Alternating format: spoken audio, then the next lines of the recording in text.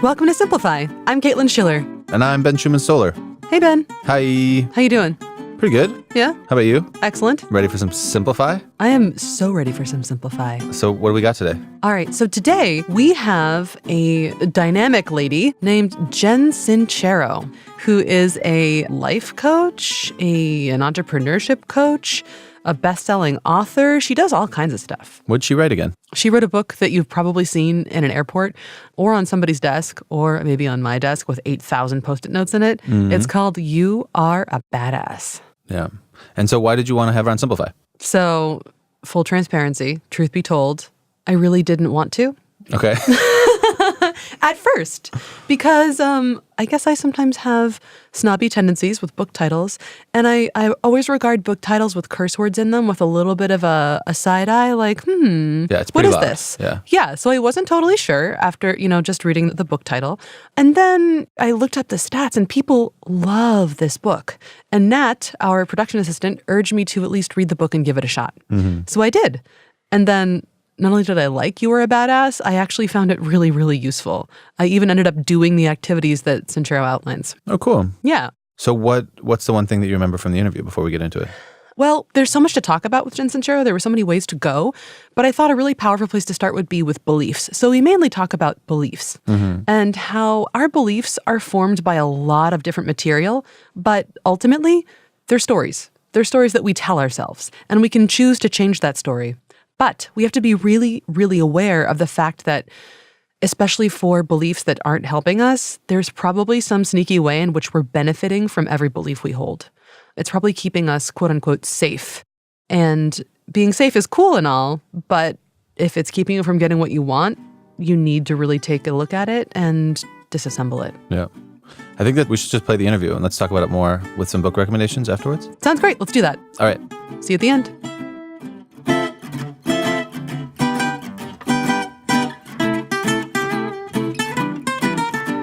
Hi, Jen. Thanks so much for taking the time to talk today.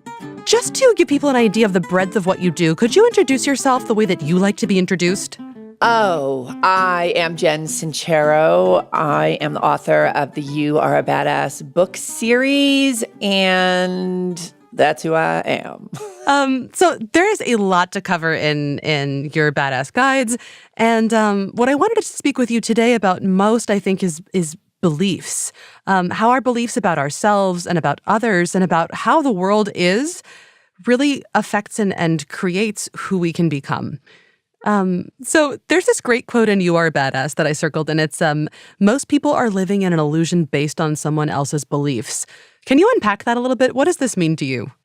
It means that we create our version of reality and subscribe to truths, with quotes around that word, based on what we hear and what we're taught. And so it's really important to question things that you've just taken for granted your whole life, especially the things that are not making you happy. So, for example, if you've been told that you have to work really hard to make money, you might want to investigate that if you've been working really hard and you're not making any money. You know what I mean? Like, just don't take anything for granted. Mm-hmm. And so what are maybe some of the surprising things that I might find if that were my belief, if I started to interrogate it? How is that belief keeping me back? Because you are being a victim to it. If you believe that it's impossible to find love after 50, or if you believe that everybody in your family has trouble losing weight because of your metabolism, or, whatever negative result you're getting, there's a belief that is attached to that result. So it's so super important to start with the belief and be like, hey, I'm unhappy being overweight and feeling sluggish and feeling unhealthy, and I'm not available for that quote unquote truth that I've been told my whole life. So I'm going to seek a new way to exist in this world and do exactly what it takes to create what I desire. Mm-hmm. One of the things that I really love that you say in this book is that for all these negative beliefs that might be tearing us down, like, oh, I have a slow metabolism or I can't find love after 50, we're actually secretly benefiting from these beliefs. Could you talk a little bit about that?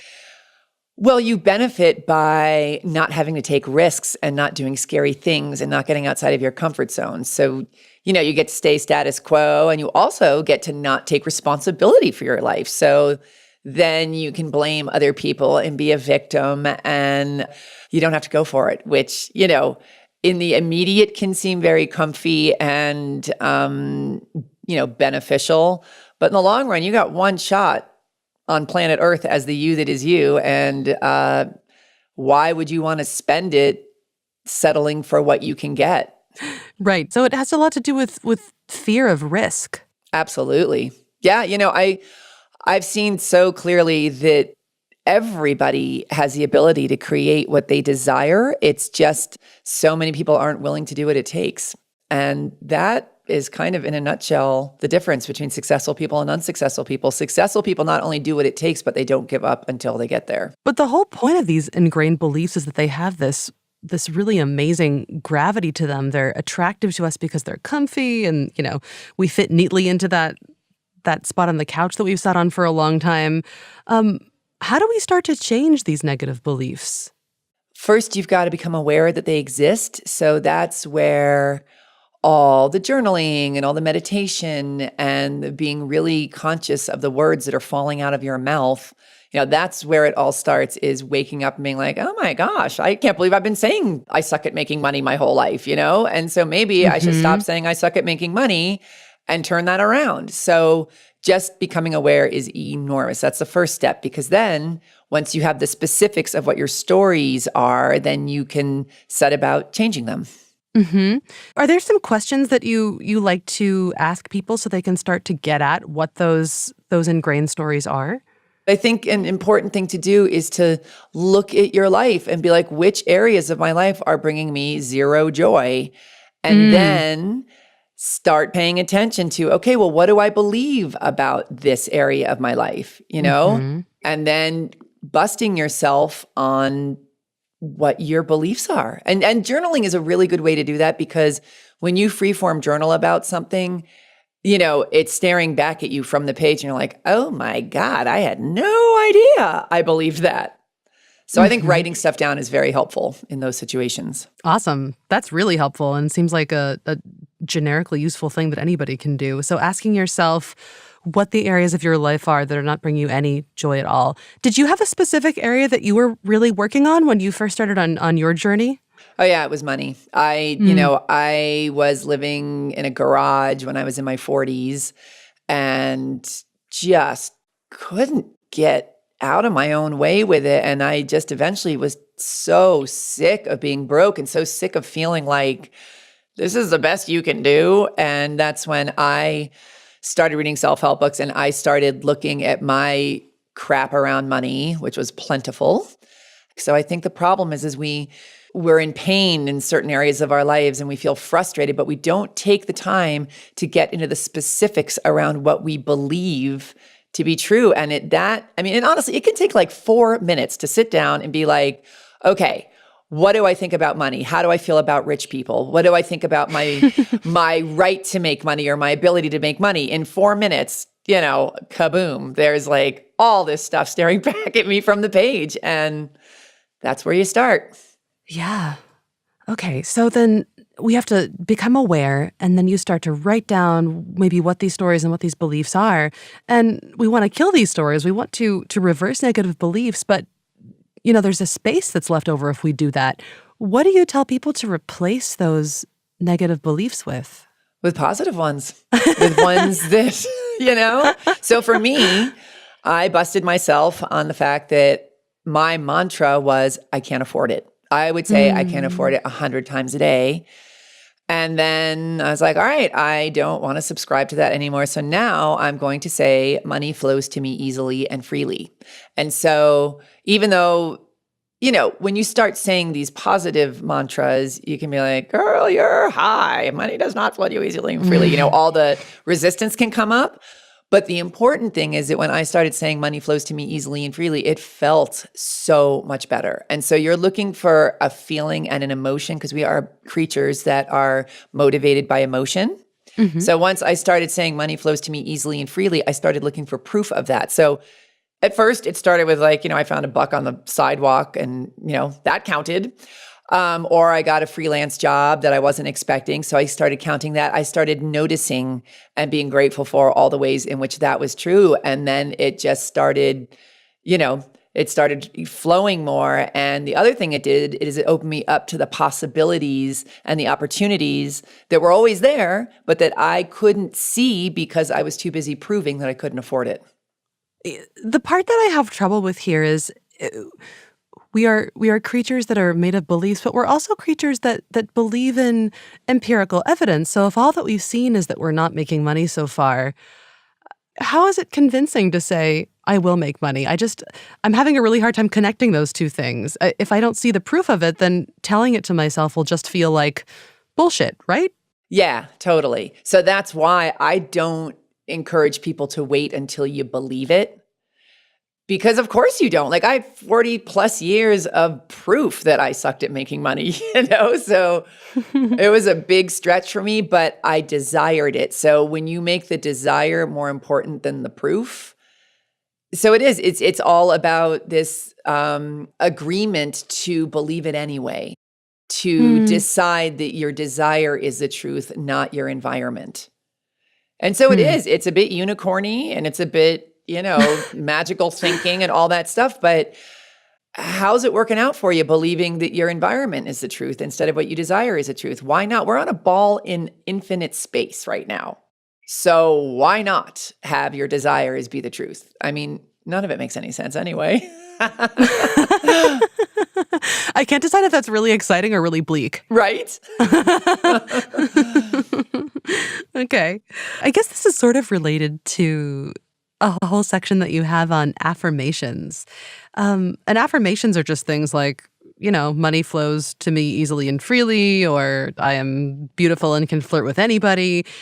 And, this is a thing that you hear about in self-help a lot, positive affirmations. Have you ever seen affirmations just not work? Or maybe a better way to ask that is, what do you think the limitations of affirmations might be? I think when you just say a bunch of stuff that you have no emotion around, it's completely useless. I see them not work all the time. So, and then it just becomes one more annoying self-helpy thing that you have to do that you don't want to do. And money flows to me easily and freely, it just causes more grouchiness and stuff like that. So that's why the most important part is the desire and the emotion around it. Mm-hmm. So I was so hell-bent to get out of my money story and to start writing a new one and to start making money that I was available to say the crazy money flows to me easily and freely and act as if and do that work because I was really serious about it, that I wasn't really interested in focusing on the fact that it seemed rather ludicrous. Suspending one's disbelief can be a pretty big step. It's a huge step. It's a huge step. That's a big commitment.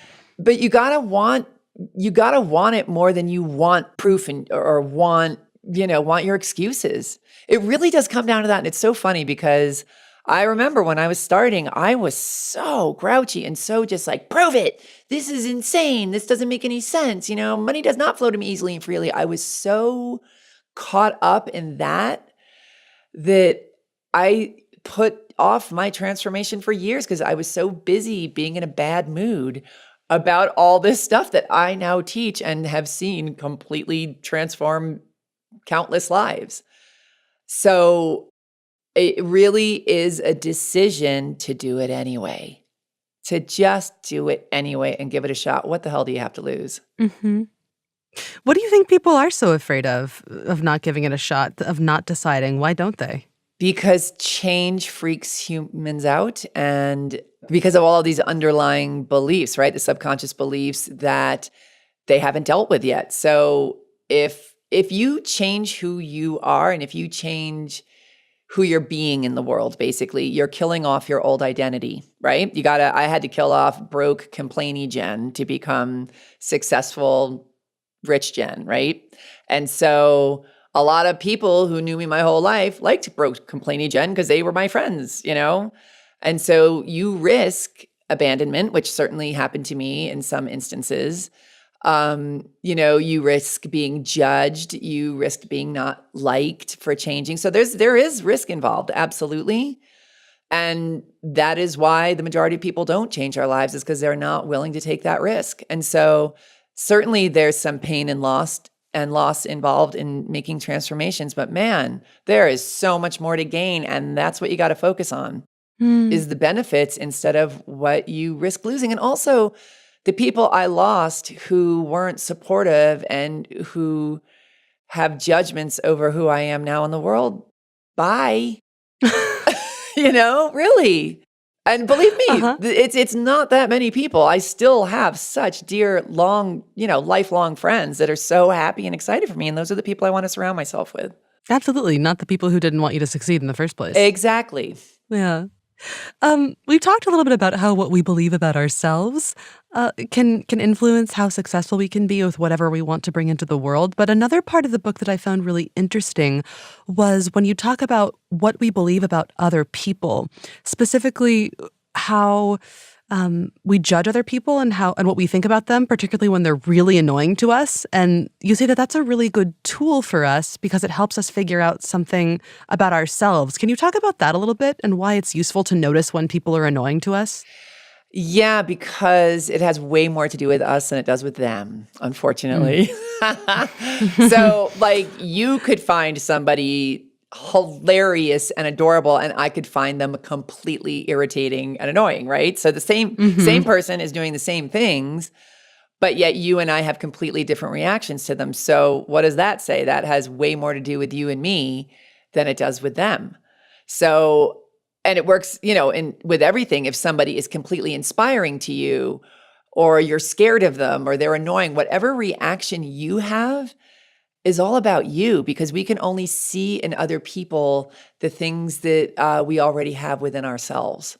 So when somebody inspires the crap out of you, it's because they struck a nerve with you that you feel like, well, maybe, you may not realize this, but you're like, I could do that too. Or they're speaking in a language that I can really hear that really resonates with me, because it's like a chemistry thing, right? And same with the irritation. Like, we're irritated by people who do stuff we do all the time, but we may not want to own it, or we may not even realize it. Here's a self-defeating belief that I hear all the time. I just don't have time to read. Well, all right. First, I recommend you inspect that belief, Jen Sincero style. And second, you should really try Blinkist. Like I've been saying every episode, Blinkist gives you a sneak peek into a whole world of great nonfiction books. So it's a busy, discerning reader's best friend. But it is also the aspirational reader's best friend, because it transforms the key ideas from those great nonfiction books that you wish you were reading, like Jen Sincero's You Are a Badass, or even stuff by Dawkins and ancient philosophers, into these powerful little audio or text experiences. So all of these insight packs are put together by real readers like me and Ben, who pull out the highlights so that digesting the key ideas will take you only about 15 minutes. And those 15 minutes, they just might be so good that they inspire you to become a person who reads. I think it's best, my dear aspirational readers, if you just see what I mean for yourself. We made it easy. Go to Blinkist.com/friends and you can try it for free for 14 days by using the code BADASS. That's BADASS, BADASS. Try it. Let me know what you thought. I really hope you love it. Okay, now back to my talk with Jen Sincero.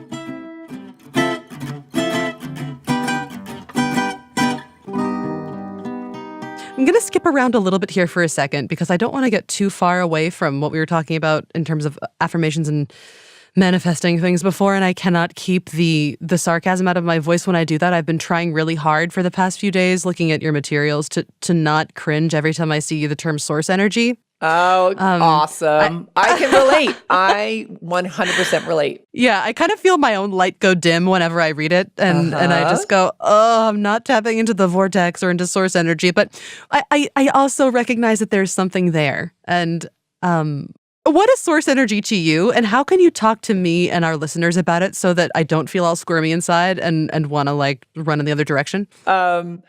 I feel like source energy is a connection with our own intuition, which I hugely believe in. So I believe in it, but then what's intuition? Mm-hmm. Okay, so now I'm going to step out and go a little unicorny on you. So, Okay, I'm ready. these intuitive hits that we get, where does that come from? Where do brilliant ideas come from? Where does that thought of that friend of yours that you haven't thought of in 2 years come from the moment before they call you on the phone? Where is all that coming from? And so the source energy that runs through all of us, I feel like our intuition is like the divining rod to that knowing source energy that created everything that is. How do you feel about that? Okay, a little bit better and still not great. Yeah, I mean, I get the resistance to believing in that and embracing it 100%. And I also have seen so much evidence of it being real that I don't care what anybody thinks now. Like, I believe, baby. I'm a believer. Okay, so then how do you counsel people who don't necessarily have a sense for source energy, or there being some organizing principle or some, quote, help out there in the universe for them? How do you counsel that they start to tap into that more? First, to get them to agree to be open to it. Because if you're not open to it, I can't help you. You know what I mean? As with anything, anybody who's not open is welcome to stay right where they are. So just an openness is required first. And then meditating. And even if we just start for like 5 minutes a day, sitting down and shutting up, that is one of the most important steps, because in our culture, we value our conscious minds way over our intuitive minds. And we don't really give a lot of credibility or weight to intuitive impulses. And so I think that really is the first step, is to just sit down and shut up for a little while and strengthen your relationship with this inner knowing that we've all got. Yeah. And then once you start to develop an ear for your own intuition and a respect for it, I believe that starts to crack open the disbelief of the wickety woo. Why do you think that we put so much more stock in conscious mind over intuitive mind? What's that about? I don't know. I think we've just been trained that way. And I also think that it's easier to control conscious thinking, and you can spoon feed people beliefs and and tell them the way it is. But intuition is extremely powerful and does not subscribe to anybody here on earth. So I don't think you can control people who are listening to their intuition. So it's probably got something to do with that. That's interesting. That's why we burned the witches. Can't control people who are listening to their intuition. Let's see. I wanted also to talk about beliefs about fear. And you have this great story in the book about how you went into a dark, dark cave. Can you talk about that a little bit? Oh, yeah. So I went spelunking, and we got to the point in the cave where it was pitch black, and we had to crawl on all fours because it became so small. And I am already a bit of a claustrophobe, and I could not believe I was doing this. And it became such a raw, primal situation where it was almost like my fear was personified, because it was all there was. It was just me and fear. And everything else had slipped away in that moment. And it made it so obvious to me that I was like, wow, it is 100% a choice to be afraid or not to be afraid. And yeah, there was just something about everything being so stripped away that it made me completely conscious of the fact that we choose fear. And I was like, if I choose fear right now, it is not going to go well, because I was on all fours crammed in this cave, and I had somebody in front of me and somebody behind me. And I was like, there's just not going to be any benefit to me choosing fear. So I am just going to focus on something else, which eventually became talking everybody to slowly back out of the cave. But it was really interesting, because it was a situation that was extremely scary to me, because I am a claustrophobe, and not choosing fear in that moment, it honestly wasn't even that hard. It also sounds like a moment in which you really changed a core belief. You went from believing that fear was something that could control you and came from outside yourself, to believing that fear was a thing that you controlled and came from within. Exactly. It's a great way to put it. You've talked to so many people and helped so many people through coaching and through books, and I'm sure you get letters and feedback and tweets and emails. Are there some central fears that people or some central negative beliefs that you see popping up over and over again? Totally.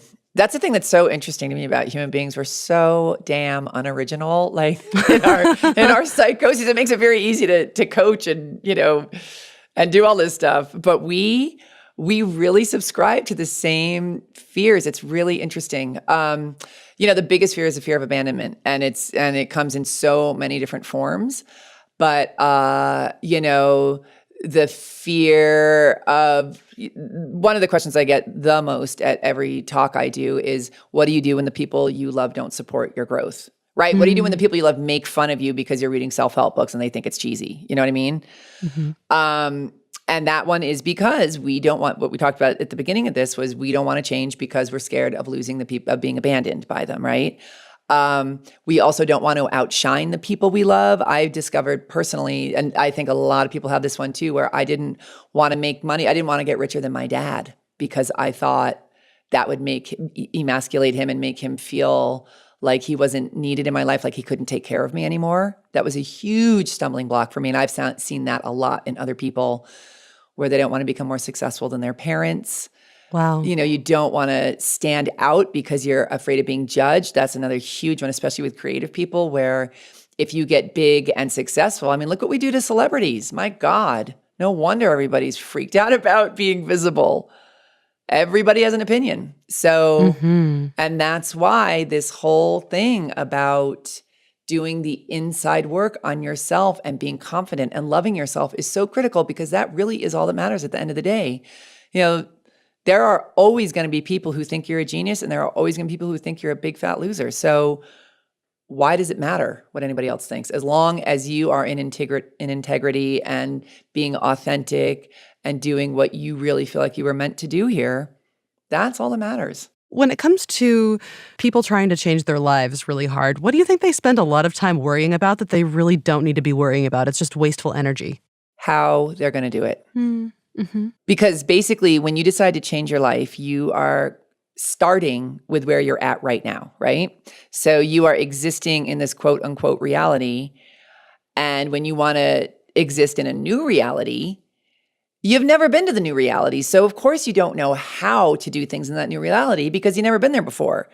So if you sit around and spin out in your head of like, how am I going to do this? Okay, how am I going to do this? You could spend the rest of your life doing that. The important thing to do is to take action and do what you know how to do right now, and to push yourself to constantly do things that are terrifying to you, to get outside of your comfort zone, to take those risks, to do, to spend the money or to approach that person, to risk rejection, all that stuff. You just do what you know how to do, and don't be so freaked out about, is this the right thing to do? Because it will start to present itself once you get in the game. It's a huge one, because I've seen people, myself included, waste years spinning out on how am I going to do this? You don't know how yet, but you will figure it out if you take action. It's a great one. Okay. Well, if there were a central enduring idea about beliefs and how our beliefs affect us that you could share with everybody listening today, what would that central idea be? That you have a choice on what you believe, that you are not a victim to your beliefs, and that you can change your beliefs if they're not working out for you. Awesome. That will definitely be what I want to end the interview on. But I want the one last thing is that so Simplify is a podcast from a company called Blinkist, and we deal with nonfiction books, which is why you and I are talking. So I always love to ask the writers that I talk to about what they've read lately and what they could really recommend. I just read part of Gloria Steinem's autobiography on something on the road, something about traveling. Oh my gosh, I can't remember. And who knew? She had such an interesting childhood. They were like gypsies roaming around. I did not know that about her. And now, am I only talking nonfiction that I'm reading? No, it's actually okay if you'd like to talk about fiction as well. Good, because I am obsessed with All the Light We Cannot See. I just finished that book, and holy free holies. Have you read that thing? I haven't, but I've heard it's great. I demand you read it. It is really the greatest book I've read in like 30 years. It is so beautifully written, and what a story. And all the light we cannot see. It's all I want to talk about. What? Cool. All right. Well, that wraps it up here. Jen Sincero, thank you so much for joining me today. Oh, thank you so much for having me. This was really, really great.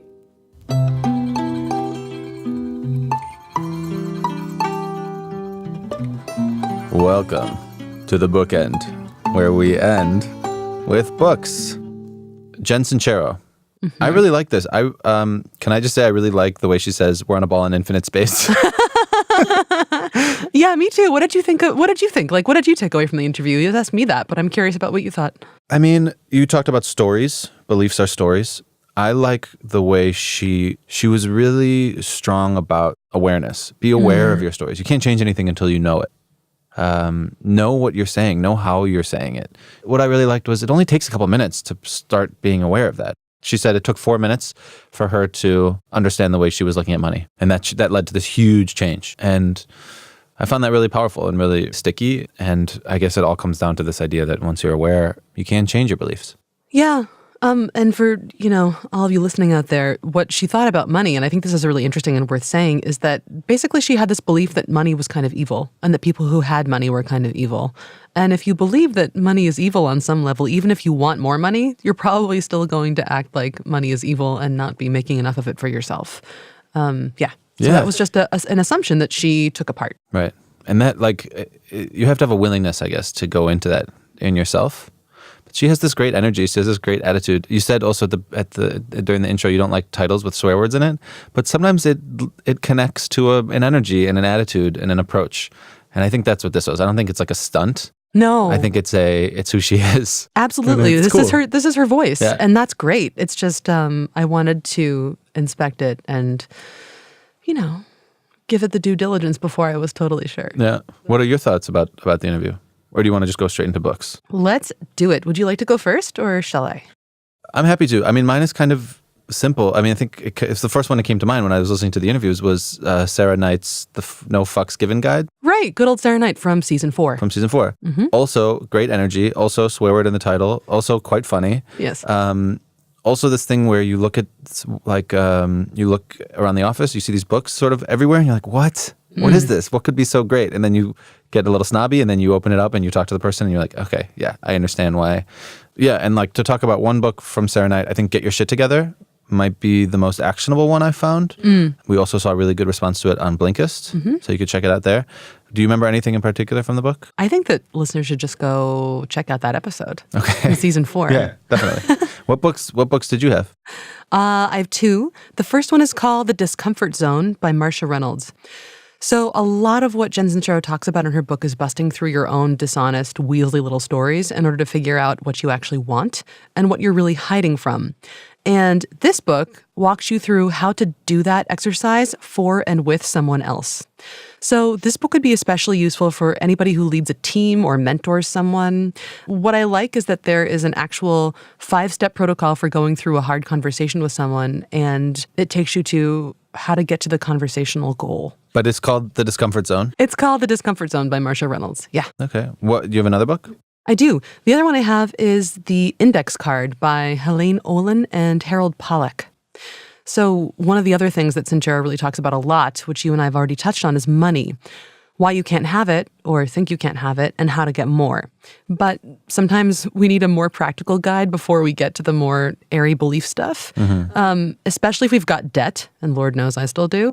The index card has really simple strategies to get your current financial situation under control while you're planning and dreaming and scheming about how to make a ton of money in the future.